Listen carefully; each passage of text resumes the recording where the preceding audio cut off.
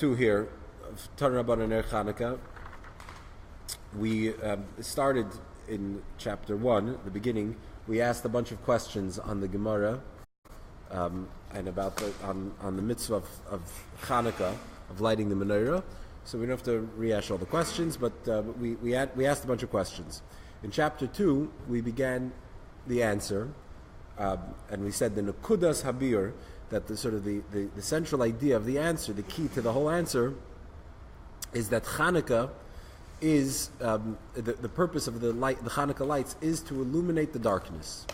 It's to illuminate the darkness. Some of the questions that we had asked about Chanukah revolved around the differences between the Chanukah menorahs and the menorah in the Beis Hamikdash, in the temple. That and one of the questions we asked is that basically if the Chanukah lights commemorate the light in the temple, so it should be similar, and yet it's different. So the answer, and then some other questions as well. The answer, we began by explaining that Chanukah, the purpose of Chanukah, was to illuminate darkness. That was the point of it. That the Chanukah lights were there to illuminate the darkness. Why is Chanukah there to illuminate the darkness? So we're gonna get into that. I thought that was Mabel. I'm sorry? I did menorah, not Chanukah. No, so as we noted in the questions, the menorah in the Beis Hamikdash was lit during the day. At the end of the day, but it was lit before sundown. It was lit at Plag HaMincha, so it was lit an hour and a quarter before sundown. That it's still very much light outside, and the menorah in the Beis Hamikdash in Chanukah is lit after nightfall, after sundown. That's when we light the menorah. Why? Because Chanukah is about illuminating the darkness. So even though the menorah in the Beis Hamikdash is about giving light, right? We know that famous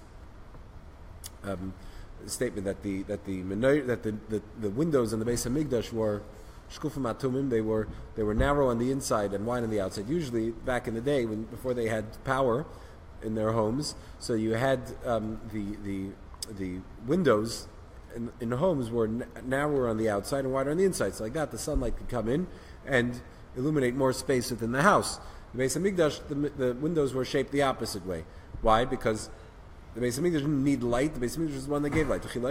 Why would we light the menorah in the Beis Hamikdash? It wasn't to illuminate the Beis Hamikdash. The Beis Hamikdash was illuminated with a spiritual light.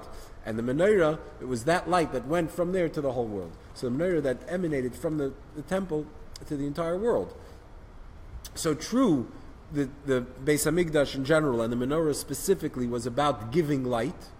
But what was it illuminating? It was illuminating but a world that was spiritually sensitive, a world that had a temple, a world where you can go to the Temple Mount and you can see, the 10 miracles that are listed in Pirkei Avot.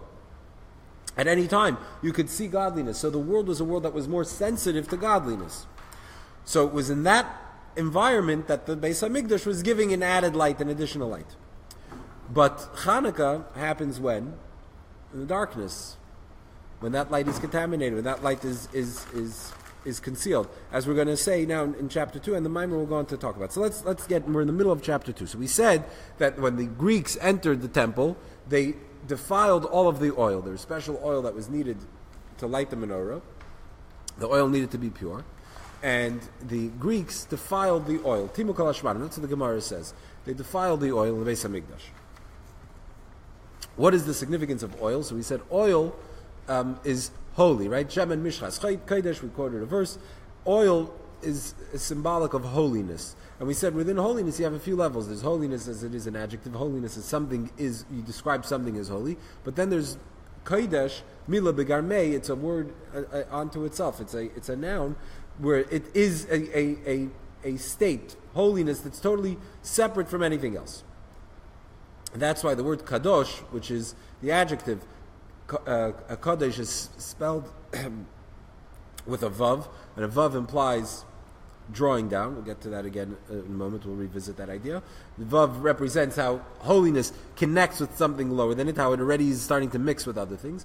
And then there is Kodesh, holiness as it is, separate, where there's no vav. That's how it would be spelled, without a vav, meaning that it's totally aloof, totally removed from everything else. And oil is symbolic of holiness because oil is a liquid that doesn't mix with other liquids. Whenever if you were to mix oil with anything else, oil would rise to the top. It doesn't mix with anything else. Okay. So the mizem move on. שזה שתימוס כל השמנים שבהיכל נגיע בפרט זה עוד יסר, מה שתימוס ההיכל אף שקדוש זה ההיכל ידאג נעלס ב10 קדושס. So, just rereading something we read in the last class, in the middle of chapter 2, that the oil, the fact that the Greeks intentionally, deliberately defiled the oil. Why would they defile the oil? We noted that the oil was not a holy part of the temple. The Beis Hamikdash there were different levels of holiness in the Beis Hamikdash, and the holiest was the Holy of Holies, where the Ark of the Covenant, where the Aron was. A step beneath that was the Heichal, which was the room that housed the menorah, and the golden altar of where they offered the incense, and the table for the showbread. The oil that was used for the menorah is not listed in the hierarchy of holiness, so it needed to be pure.